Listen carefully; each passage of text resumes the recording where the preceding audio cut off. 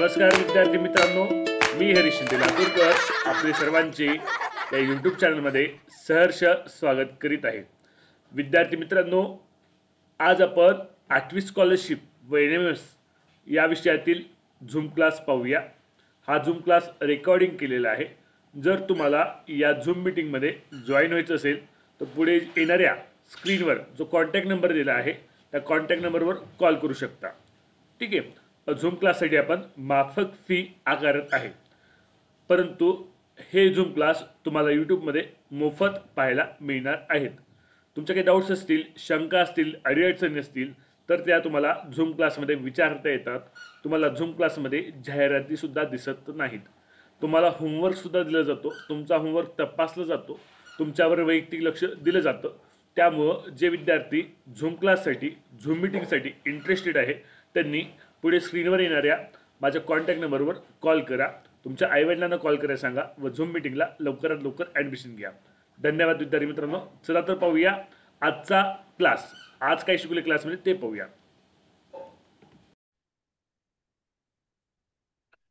चला विद्यार्थी मित्रांनो, आजचा आपला घटक आहे घन व घनमू.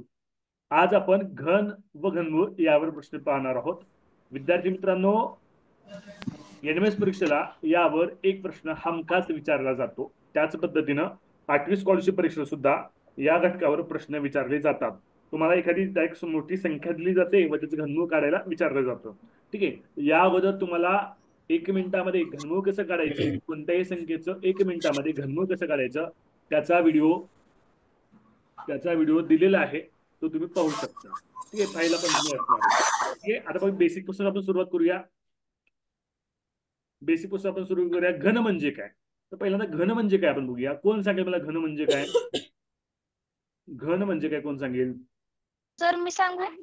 एखाद्या संख्येचा 3 वेळा गुणाकार करणे म्हणजे 3 वेळा गुणणे म्हणजे घन होय. लोअर हँड करा सर्वांनी. एखादी संख्या गुणाकारात 3 वेळा आली तर येणाऱ्या गुणाकाराला त्या संख्येचा घन असं म्हणतात. फॉर एक्झाम्पल 5 ही संख्या आहे. 5 या संख्येला जर मी 3 वेळेस गुणलं, 5 गुणिले 5 गुणिले 5, मग हा 3 वेळेस गुणला जो गुणाकार येणार आहे म्हणजे गुणाकार 125 होतो. 125 ला 5 चा घन असं म्हणतात. विद्यार्थी मित्रांनो, घनसंख्या कशी लिहिली जातात? घनसंख्या समजा हा 5 चा घन 125 आहे, ती लिहितात कशी? 5 च्या डोक्यावर 3 असं लिहितात, म्हणजे 5 चा घन आपण त्याला असं म्हणतो. किंवा 5 चा क्यूब आपण त्याला म्हणतो. 5 चा घन किती आहे? 125. अशा पद्धतीने घनसंख्या लिहिली जाते. आता लक्षात घ्या, यामध्ये 5 हा जो आहे त्याला पाया म्हणतात, इंग्लिशमध्ये त्याला बेस असं म्हणतात. 3 ला जो आहे त्याला घातांक किंवा इंडेक्स किंवा पॉवर असं म्हणतात. ठीक आहे. आता बघा वर्गसंख्या ही धनच असते. समजा एखादी ऋण संख्या घेतली, समजा मी -5 घेतली, -5 या संख्येचा वर्ग केला, -5 या संख्येचा वर्ग केला म्हणजे -5 संख्या मी 2 वेळेस गुणतोय. -5 संख्या मी 2 वेळेस गुणलं तर त्याचा गुणाकार 25 येतो. ठीक आहे. म्हणजे वर्गसंख्या कधीही धनच येते, परंतु घनसंख्या मात्र प्रत्येक वेळेस धन येत नाही. म्हणजे काय आहे सर? तर जर धनसंख्या असेल तर धनसंख्येचा घन ही धनसंख्याच असते. धनसंख्येचा घन काय असते? ही धनसंख्या असते. त्यालाच कलट्या मारता लगेच. हा, माईक म्यूट करा, कोणाच माईक चालू आहे. हा, धनसंख्येचा घन धनसंख्याच असते. फॉर एक्झाम्पल मी घेतली 4 ही धनसंख्या घेतली किंवा 5 ही धनसंख्या घेतली. 5 या धनसंख्येचा घन काय असणार आहे? 5 गुणिले 5 गुणिले 5 बरोबर 125. म्हणजे 125 चला मग काय घ्यायचंय म्हटलं. आता बघा, मी एखादी ऋण संख्या घेतली, ऋण संख्येचा घन करून बघतोय. मी ऋण संख्या घेतली, एखाद्या ऋण संख्येचा घन करून बघतोय. मग ऋण संख्येचा घन काय येतो? तो ऋण संख्येचा घन हा ऋण संख्या असतो. तुम्हाला प्रश्न पडेल सर कसं काय आहे का नाही? तुम्हाला प्रश्न पडू शकतो. मला चेक करून बघूया. हा, तर -5 गुणिले -5 गुणिले -5 गुणाकार तेवढाच येणार आहे 125. बरोबर आहे. आता वजा गुणिले वजा अधिक गुणिले वजा वजा, म्हणजे यांचे जर चिन्ह जर बघितले तर वजा चिन्ह येणार आहे. म्हणजे ऋण संख्येचा घन ऋण संख्याच असतो. येत्या लक्षामध्ये हे ऋण संख्येचा गुणाकार. जर 3 ऋण संख्या 3 वेळेस गुणाकार केलं तर त्यांचा गुणाकार ऋण येतो. ऋण संख्येचा 2 ऋण संख्येचा गुणाकार केला दोनदा, एकदा गुणाकार केला तर धन येतो, तिसऱ्यांदा केला तर ऋण येतो, चौथ्यांदा केला तर धन येतो, पाचव्यांदा केला तर ऋण येतो, सहाव्यांदा केला तर धन येतो, सातव्यांदा केला तर ऋण येतो, या पद्धतीनं. ओके. हा, आता आपण पुढे जाऊया. आता पूर्ण घनसंख्या म्हणजे काय? कोणत्याही पूर्णांक संख्येच्या घनाला पूर्ण घनसंख्या असं म्हणतात. फॉर एक्झाम्पल -3, -3चा घन, -3चा घन किती असेल सांगा बरं? -27. कोणत्याही ऋण संख्येचा घन ऋण संख्या असतो, बरोबर आहे. मग -3चा घन काय आला? -27 आला. ठीक आहे. आता 8चा घन, 8चा घन काय असणार सांगा बरं? 512. मग हे -27 आणि ही 512 ह्या पूर्णांक संख्या आहेत. कशा संख्या आहेत? पूर्णांक संख्या आहेत. हे इंटिजर्स आहेत. ठीक आहे. त्या कशा संख्या आहेत? पूर्णांक संख्या आहेत. हे इंटिजर्स आहेत, बरोबर आहे. मग आता पहा विद्यार्थी मित्रांनो, या पूर्णांक संख्या आहेत, इंटिजर आहेत. तर याला काय म्हणायचं? याला म्हणायचं पूर्ण घनसंख्या. यांना काय म्हणायचं? पूर्ण घनसंख्या.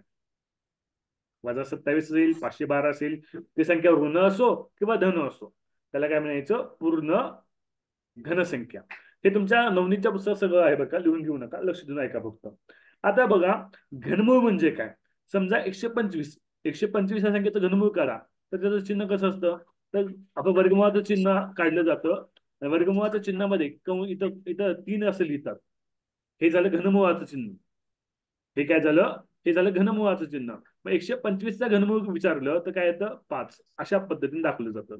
फॉर एक्झाम्पल, घनमूळ काढा -27चं, म्हणजे ऋण संख्येचं पण घनमूळ निघतं, बरोबर आहे? बरोबर का नाही? ऋण संख्येचं सुद्धा घनमूळ निघतं. मग -27चं घनमूळ काढलं तर काय काय येतं आपल्याला? -3 असं येतं. ठीक आहे. घनमूळला इंग्लिशमध्ये क्यूब रूट असं म्हणायचं, क्यूब रूट. ओके. हा, पुढे आपण जाऊया. आता पहा विद्यार्थी मित्रांनो, हा, तुम्हाला आता ट्रिक्स शिकवलेले आहेत. ट्रिक मध्ये सांगितले घनमूळ कसं शोधायचं. ते मी आता काही इथं रिवाइज करत बसणार नाहीये. आता आपण डायरेक्टली प्रश्नाकडे आपण सुरुवात करूया. ठीक आहे. आता तरी पण एक बेसिक आपण बघूया.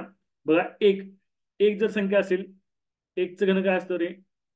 1 असतं, बरोबर आहे. 2 असेल, 2चा घन 8. घन काय असतो? 8 असतो. 3चा घन 27. 27 असतो. 4चा घन 64. 5चा घन 125. 6चा घन 216. 216. 7चा घन 343. 8चा घन 512. 9चा घन 729. आणि 10चा घन. 1000. आता बघा, ह्या 1 ते 10 पर्यंत मी घनसंख्या लिहिली आहेत.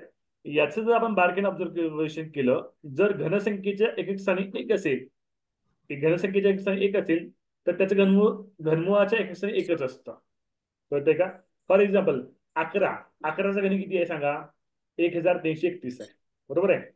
हा, मग ही 1331 ही घनसंख्या आहे. मग त्याच्या एक स्थानी 1 आहे. मग त्याचं घनमूळ जर काढलं तर घनमुळाच्या एक स्थानी पण 1च असतं. हे कशावर कळतं? 1च्या एक स्थानी 1च ही संख्या असते म्हणून कळतं. समजतं मी काय म्हणतोय ते? हो सर. हो सर. हा. त्यानंतर 8 जर घनमुळात जर घनाच्या एक स्थानी 8 असेल तर घनमुळाच्या एक स्थानी 2च असतं. ठीक आहे. घनाच्या एक स्थानी 7 असेल तर घनमुळाच्या एक स्थानी 3च असतं. हे लक्षात घ्या फक्त. ह्या बाबी लक्षात घ्या. ओके. हा, तर आपण जाऊया पुढे प्रश्नाकडे जाऊया आपण डायरेक्टली.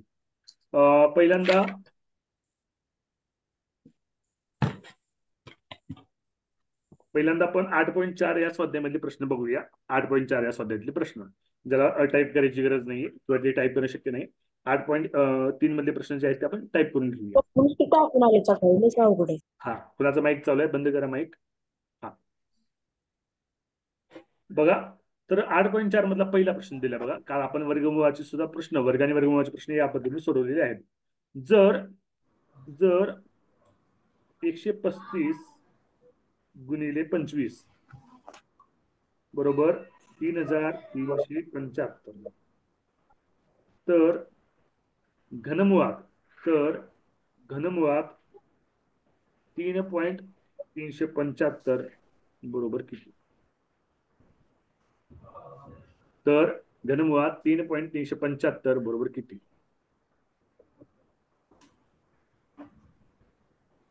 आता बघा 3,375 बरोबर आहे. त्या संख्येच्या एक स्थानी काय आहे ते सांगा. 5 अंक आहे. मग त्याच्या घनमुळाच्या एक स्थानी सुद्धा अंक काय येणार आहे? 5 येणार आहे. 5. बरोबर का नाही? हो. हा. मग आता हे कितीचं घनमूळ असू शकतं बरं सांगा बरं. हे 15चं घनमूळ असू शकतं संख्येचं. ठीक आहे. मग आता आपल्याला थोडं कसं शोधायचंय तिकडे लक्षात घ्यायचंय. आपल्याला घनमूळ संख्या एवढं माहित आहे त्यामुळे 15चं घनमूळ आपण तोंडी शोधलं. पण आता ह्या प्रश्नातून पण आपल्याला आलं पाहिजे. 135चे असे अवयव पाडा बरं. 2 अवयव पाडा 135चे. 135चे किती अवयव पडतात का? 135चे अवयव 5च्या स्वरूपामध्ये 135चे अवयव पडतात का? हो सर. हो सर. सांगा 5 135 15 सत्ते 15 सत्ते 15 सर. 15 गुणिले 9. 15 गुणिले 9 बरं 15 गुणिले 9 15 गुणिले 9 25 ला मी 5 गुणिले 5 लिहिलं. बरोबर आहे. बरोबर 375. आता मी काय करतोय मला घनसंख्या काढायचं. मला घनसंख्या काढायची म्हणजे एका संख्येचा 3 वेळेस गुणाकार आला पाहिजे. हा मग 15 मी असं लिहितोय बघा. 15 मी असं लिहितो 3 गुणिले 5. ह्या 9 ला मी असं लिहितोय 3 गुणिले 3. ह्या 5 ला मी असं लिहितोय 5 गुणिले 5 बरोबर 375. बरोबर आहे. आता 3 जे आहे ते एका जागी घेतो मी. 3 जे आहे ते क्रमाने घेतोय आणि 5 जे आहे ते क्रमाने घेतोय.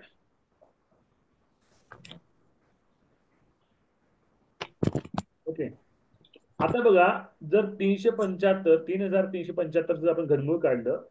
हा घनमूळ काढलं तर 3 अंकाचा गुणाकार किती वेळेस आलाय? 3 वेळेस आलाय.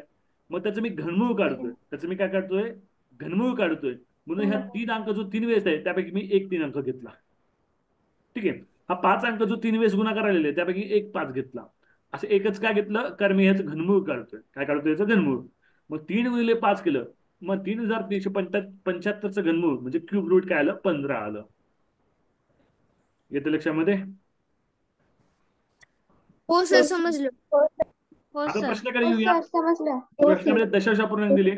आता एक लक्ष इकडे द्या. जर 1.5 असेल 1.5चा 1.5 आपण 3 वेळेस गुणाकार केला. हा 3 वेळेस गुणाकार केला तर गुणाकार माहिती आहे 15चा 3 वेळेस गुणाकार आपल्याला येतो 3,375 गुणाकार येतो 15चा. आणि प्रत्येक 1.5 मध्ये एका अंकानंतर दशांश आहे. ठीक आहे. मग इथला एक अंक इथला एक अंक इथला एक अंक म्हणजे 3 अंकानंतर आपल्याला काय द्यावं लागणार? दशांश अपूर्णांक द्यावं लागणार आहे. बरोबर आहे. बरोबर आहे ना? हो सर. मग आता घनमुळामध्ये 3.375 आता याचं घनमूळ आपल्याला माहित आहे 3,375 घनमूळ 15च आहे हे आपल्याला डेफिनेटली कळाले. मग किती अंकांना दशांश घ्यायचा? एक अंकानंतर दशांश घ्यायचा. ठीक आहे. उत्तर आपल्याला 1.5. 1.5. समजले सर्वांना हे प्रश्न? हो सर. सर. हा ठीक आहे. आपण जाऊया पुढच्या प्रश्नाकडे. 8.4 म्हणजे मी प्रश्न घेतोय आज. ठीक आहे. 8.3 मधले जे प्रश्न आहेत ते थोडे टाईप करावे लागतील. त्यासाठी थांबलोय मी फक्त. किंवा तोंडी सुद्धा होऊ शकतात. एवढे काही अवघड नाहीये ते तुम्ही सुद्धा सोडू शकता. 8.3 मधले प्रश्न सोपे. हा तर आपण जाऊया दुसऱ्या प्रश्नाकडे. पहिला प्रश्न मी इरेज करतोय. लिहून घेत चला बरं का. पहिला प्रश्न मी इरेज करतोय. दुसऱ्या प्रश्नाकडे आपण जाऊया. दुसरा प्रश्न स्क्रीनवर मी लिहितोय. घनमुळामध्ये 0.004096 प्लस घनमुळामध्ये 5.832 बरोबर एक्स. तर एक्सचे वर्गमूळ किती? असा प्रश्न. आता बघा हे पॉईंट सोडून द्या. पॉईंटकडे सुरुवातीला लक्षच देऊ नका. पहिल्यांदा 4,096चं घनमूळ काढायला शिका. 4,096चं घनमूळ कसं काढायचं? तर 4,096चं घनमूळ काढताना एकक स्थानी कोणता अंक आहे? 6 अंक आहे. हा एकक स्थानी ज्या घनसंख्येच्या एकक स्थानी 6 अंक आहे त्या तर त्याचं घनमुळाच्या स्थानी कोणता अंक असतो? 6च अंक असतो. बरोबर आहे. 6च अंक असतो. आता 4,096 आता लक्षात घ्या 10चा घन किती रे? 10चा घन आहे 1,000. 20चा घन किती? 8,000. 8,000. याचा अर्थ 4096 ही संख्या 10 आणि 20च्या मध्येच असणार आहे. 10 आणि 20च्या मध्ये एकक स्थानी 6 अंक असणार आहे. एकच संख्या आहे ती म्हणजे 16. ती म्हणजे 16. 4096 कशाचं घन आहे? 16चं घन आहे. हे फिक्स झालं आपलं. ओके. आता बघूया 5832 घनमूळ काढूया. ठीक आहे, 5832 घनमूळ काढूया. 18 सर. हा ठीक आहे. तर बघा 5832 एकक स्थानी काय आहे? 2 आहे. घनसंख्येच्या एकक स्थानी 2 असेल तर त्या घनमुळाच्या एकक स्थानी 8 अंक असतो. 5000 ही संख्या 10 आणि 20च्या दरम्यान येते. 8 एकक स्थानी असणारी 10 आणि 20च्या दरम्यानची संख्या एकच आहे ती म्हणजे 18. ओके. इथपर्यंत समजले? सायली गव्हाणे समजले का? मान हॅलो दिसतेस तुम्हाला. आता बघा प्रश्नामध्ये काय दिलं बघूया. प्रश्नामध्ये दिले ओके 0.004096. आता इथं बघा इथं किती अंक येत रे दशांशानंतर? 1 2 3 4 5 6. मग त्याचं जे घनमूळ काढलं त्याचं घनमूळ 16 येणार आहे. घनमुळामध्ये 2 अंकानंतर दशांश द्या. 1 2 अंकात दशांश द्या. मग त्याचं काय येणार आहे? 0.16 येणार आहे घनमूळ. ठीक आहे. 0.16 जर आपण 3 वेळेस गुणलं 0.16 गुणिले 0.16 गुणिले 0.16 असं जर आपण 3 वेळेस गुणलं तर त्याचं उत्तर काय येतं? 4096 येतो. आणि प्रत्येक 2 अंकानंतर दशांश म्हणजे 4 अंकानंतर आपल्याला दशांश द्यावा लागतो. 1 2 3 4 1 2.0 म्हणजे आपली घनमूळ ही संख्या आहे. समजते? पण विचारा काही प्रश्न असेल तर. सर. सर पॉइंटच्या नंतर 6 अंक आहेत म्हटल्यावर त्याच्या निम्मे इकडे येणार ना? निम्मे नाही point च्या घ्यायचे. घनमूळ आहे. 6 असेल तर 2 घ्यायचं. 3 असेल तर 1 घ्यायचं. 9 असेल तर 3 घ्यायचं. हे वर्गमूळ नाही, हे घनमूळ आहे रिया. ओके. नंतर. हो सर. हा वर्गमुळात असतं निम्म. इथे घनमूळ काढतोय. घनमुळात 3 असेल तर 1 घ्यायचं. 6 असतील तर 2 घ्यायचं. 9 असतील तर 3 घ्यायचं. येतं लक्षात? हो सर. हा हो सर. आता बघा अधिक 5.832 त्याचं घनमूळ काय येतं? 18. पॉईंट मध्ये सांगा. 1.8. 1.8 सर. बरोबर. 100 मध्ये करा यांची बेरीज. पॉईंटची बेरीज करा. 6 ला 6 बेरीज त्याला येत नाही. दशांशापर्यंत बेरीज त्यांना आपल्या गरीबात करायचं. उभी बेरीज करून दाखवते. 8च्या पुढे काहीच नाही म्हणजे 0 असतं. 6 ला 6 8 आणि 1 9 1.96 बेरीज काय आली? 1.96 बरोबर एक्स. आता आपल्याला विचारलंय काय? आपल्याला एक्स ची किंमत विचारलंय का? नाही. एक्सचं वर्गमूळ विचारले. काय विचारलं? एक्सचं वर्गमूळ विचारले. वर्गमुळात एक्स बरोबर वर्गमुळात 1.96. आता मला सांगा 196 कशाचा वर्ग आहे? 14. वर्गमूळ सांगा. 14. आता इथं वर्गमुळामध्ये 2 दशांश पूर्णांक आहे. त्याचं वर्गमूळ काढताना त्याची निमपट करायचं. 1 पॉईंट घ्यायचा. 1.4 1.4 हे तुमचं उत्तर असणार आहे. समजले सर्वांना? हो सर. हो सर. लिहून घेताय ना? हो सर. हो लिहिलं हो सर. सर. सर थांबा. हा चालू असताना लिहून घ्यायचं बघत. हा किंवा हाताच रेकॉर्डिंग केलेल्या युट्यूबला तुम्हाला पाहून लिहून घेता येतो परत. हा पुढे आपण जाऊया. पुढचा प्रश्न. ठीक आहे. सर रेकॉर्डिंग क्लास रोज युट्यूबला टाकणार आहे का? रोज नाही, थोडा मागं पुढे होईल. रोज नाही पडणार कारण इथं डेटा लिमिट असते ना आपल्या. 1 GB चा व्हिडिओ होतो. 1 GB चा व्हिडिओ होतोय. हा त्यामुळे मागं पुढे होत जाईल. थोडं मागं पुढे होत जाईल. ठीक आहे. हा तर मी रेकॉर्डिंग करून ठेवते. तुम्हाला पाहायला मिळेल. आता बघा आपण जर तिसऱ्या प्रश्नाकडे 8.4 स्वाध्यायामधला तिसरा प्रश्न. ठीक आहे. पी बरोबर 712 अधिक वर्गमुळामध्ये 3136 भागिले 12 तर घनमुळात पी बरोबर किती? काय नाही, हे समीकरण सोडवायचं उत्तर येत आहे बघा. ठीक आहे. आपण सोडूया. पी ला पी 712 ला 712 3136 कशाचा वर्ग आहे रे? मग 3136 वर्गमूळ सांगा.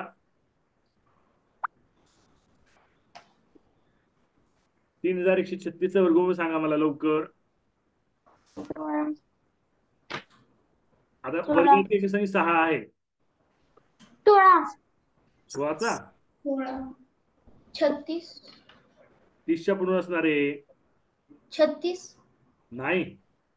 सर 8चा 3136. 50चा वर्ग 2.5 येतो.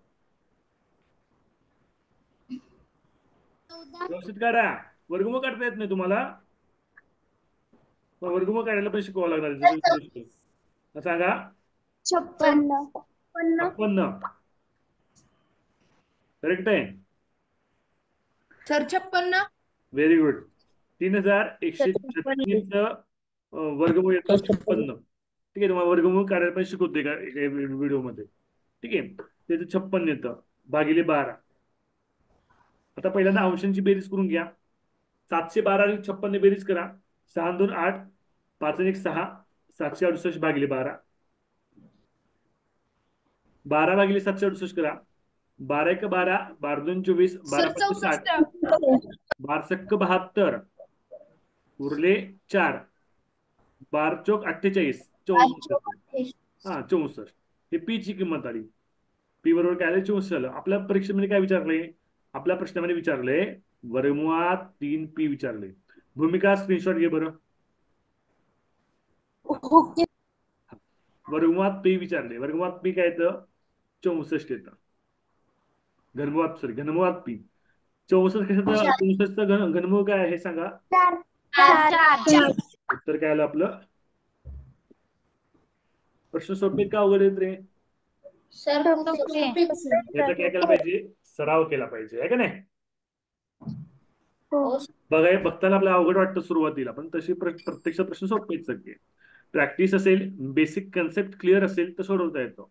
आता मी हे जे प्रश्न सोडून दाखवतोय, मी ऑन द स्पॉट दाखवतोय.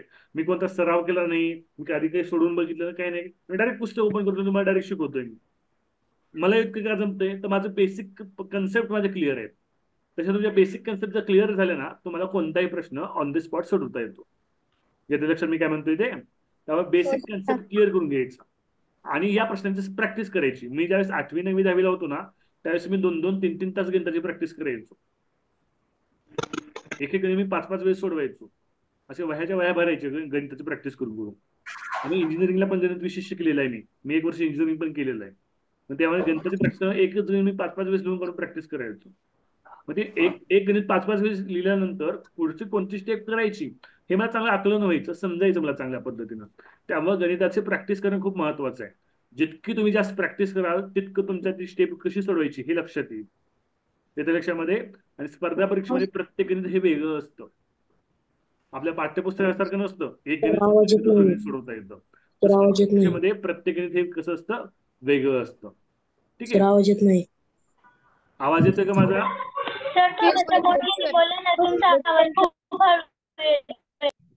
बरं, मोठ्यानं बोलतो. ओके, हा ठीक आहे. आपण जाऊया पुढच्या प्रश्नाकडे. आवाज येतोय आता? हो सर. हो सर. ठीक. हो सर. चौथा प्रश्न घेतोय.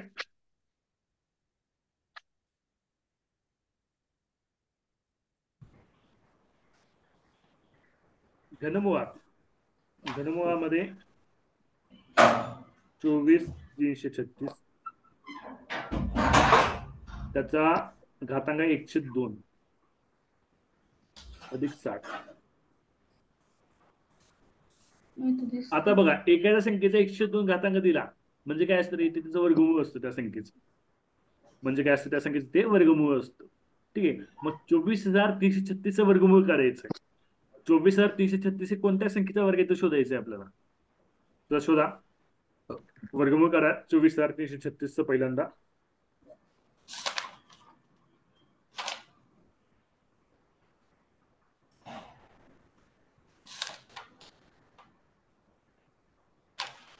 ही 24,336 संख्या आहे ना, ही 150च्या पुढली संख्या आहे. 150चा वर्गमूळ काय येतं बघा? 150चा वर्ग काय येतो? इकडे बघा. 150चा वर्ग काय येतो बघा? 225 आहे की नाही? 225 म्हणजे 250. हा 2,02,500. 2,02,500. मग ही संख्या जी आहे ती 2 लाख कसं येईल? सर 156. हा 22,500 156 वर्ग आहे. ही 24,000 म्हणजे 22,000च्या पुढलं आहे, म्हणजे 156 असणार आहे याचं घनमूळ. काय असणार आहे? 156. एखाद्या संख्येचं समजा मी असं लिहिली 16, 16चा घातांक 102 लिहिला, याचा अर्थ काय असतो रे? याचा अर्थ असतो 16चं वर्गमूळ घ्यायचं. याचा अर्थ काय असतो? 16चा वर्गमूळ घ्यायचं असतं. मग 24,336 वर्गमूळ घेतलं, वर्गमूळ काय आलं? 156 आलं. 156 अधिक 60 घनमूळ, इथं सुरुवातीला घनमूळ आहे. तर 156 अधिक 60 बेरीज करा. 6 0 एकशे 16 216. बरोबर आहे. 216 216 आहे. 216 कोणत्या संख्येचं घन आहे? 16 16 216. अरे, 6 6चा घन आहे. उत्तर काय आलं आपलं? उत्तर आलं आपलं 6. समजले? फक्त वर्गमूळ. तुम्हाला वर्गमूळ कसं काढायचं ते एक शिकवतो तुम्हाला एका दिवशी. ठीक आहे, तुम्हाला मोठ्या संख्येचं वर्गमूळ काढायला थोडी अडचण जाते, बरोबर आहे की नाही? सर हा, गाड्या शिकवलं तसं वर्गमूळ काढायचं पण शिकवू आपण. हा, ते 156 24,336चा वर्गमूळ घेतलाय की घनमूळ घेतलाय? हा, वर्गमूळ घेतले. एखाद्या संख्येच्या घाताकात 102 लिहिलं, याचा अर्थ त्याचं वर्गमूळ काढायचं असतं. आलं लक्षात? हो सर. हा, हो आपण जाऊया 5व्या प्रश्नाकडे.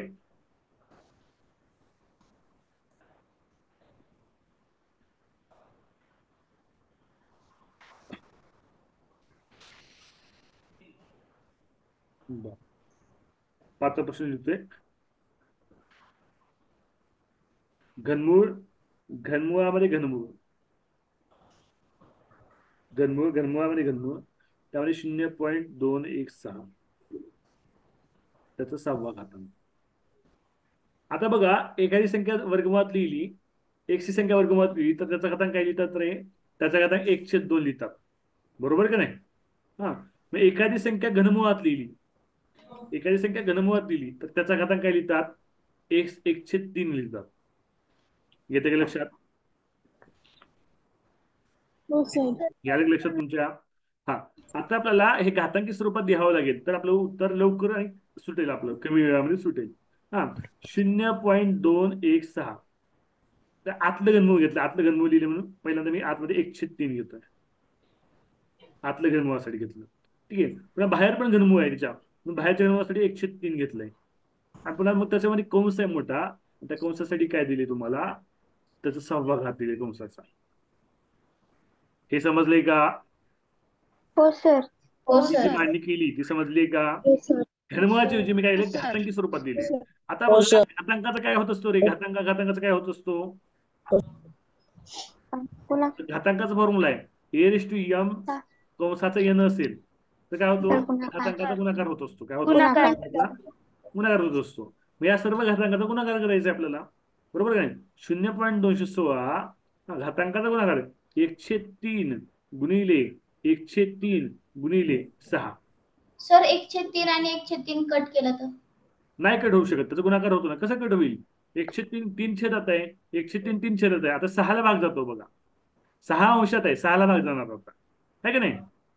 हो. आता बघा, 3 1 3, 3 2 6, 2/3. 2/3. 0.216 बरोबर काय आलं? 2/3 आलं. ठीक आहे. आता याला मी काय लिहितोय? याला मी असं लिहितोय, घनमुळामध्ये 0.216 म्हणजे हे जे 3 आहे, छेदातलं जे 3 आहे त्याच्याऐवजी मी घनमुळात 0.216 लिहितोय, कंसाचा वर्ग लिहितोय. जी वरी स्टेप आपण लिहिली ती उलटी स्टेप आपण लिहिली. समजतंय का? हो. हो सर. ही स्टेप समजली मी कशी लिहिली ते? हो सर. हा, हो सर. आता बघा, घनमुळ 0.216, 216चं घनमुळ काय ते सांगा?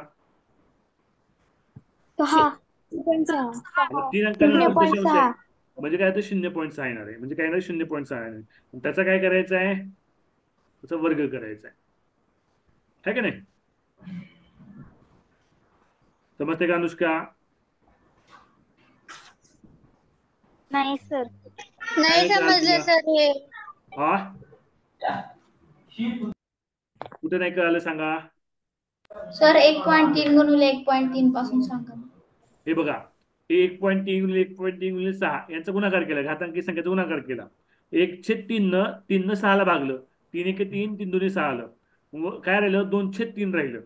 ठीक आहे. आता बघा आपण थोडं सेपरेट करूया. आपण 0.216 आपण सेपरेट घेऊया. ह्याला 1/3 सेपरेटली ठेवूया. ह्याला वर्गमुळात 2 सेपरेटली ठेवूया.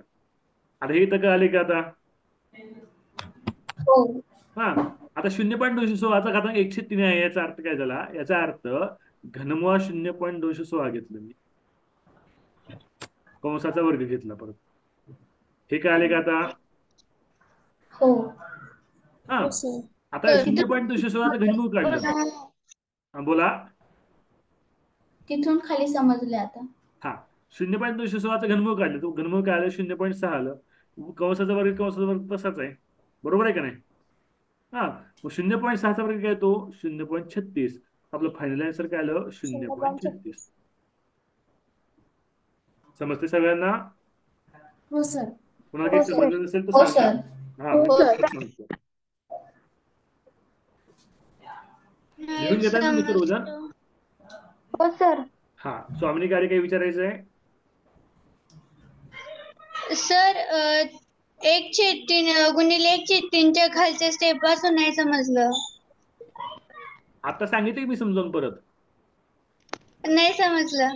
बरं ठीक आहे. आता बघा ही 1/3 आहे ना, ह्या 3 1 3, 3 2 6 भाग घातला. बरोबर का नाही? हा. मग आता इथे इथे काय राहिलं? 1/3 राहिलं. इथे काय राहिलं? 2 राहिलं. 1/3 ला हे इथे लिहिले बघ. 0.216 1/3 मी इथे लिहिले. लिहिलंय का? आणि कंसाचा वर्ग लिहिले. जी 2 राहिली ती कंसाचे वर्ग बाहेर घेतले. ओके. हा. 0.216 1/3 याचा अर्थ काय? याचा अर्थ काय असतो? त्याचं घनमूळ 0.16 घेतलं. हे बघितलं ते घनमुळात घेतलं. 1/3 1/3 घातांक असतो, याचा अर्थ त्याचं घनमूळ असतं ते 0.216 असं घनमूळ असतं. सर आवाज येत नाही तुमचा काहीच. आता येतोय का आवाज? नाही सर आधी पण येत होता. बरं. येतोय सर. येतोय सर. हा. आता बघा 0.216चा 1/3 याचा अर्थ काय असतो? घनमुळात 0.216 असतो. आता येतोय आवाज? हा. हो सर. 0.216चं घनमूळ हो सर येतोय. 0.216चं घनमूळ काढलं. घनमूळ काय आलं? 0.6 आलं घनमूळ. आणि कंसाचा वर्ग होता प्रत्येक ठिकाणी. ऑलरेडी कंसाचा वर्ग होता. 0.6चा वर्ग केला काय आलं? 0.36 आलं. ओके. समजलं सर. हा. हो. आपण जरा हो पुढच्या सर प्रश्नाकडे. समजलं. शेवटचा 1.5 मिनिट राहिलाय. लॅपटॉप मध्ये बॅटरी किती राहिली मला बघावं लागेल.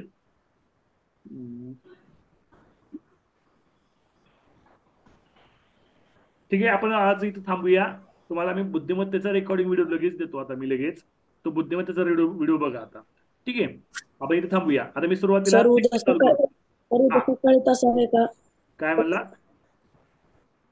सर उद्या सकाळी तास आहे का? उद्या सकाळी 7 ला क्लास असेल. मी आता लगेच चार्जिंग लावून ठेवतो, लाईट जरी नसली तरी. अजून लाईट नाहीये, अंधारच आहे सध्या. रात्री लेट चार्जिंग करून ठेवतो पहिलंच.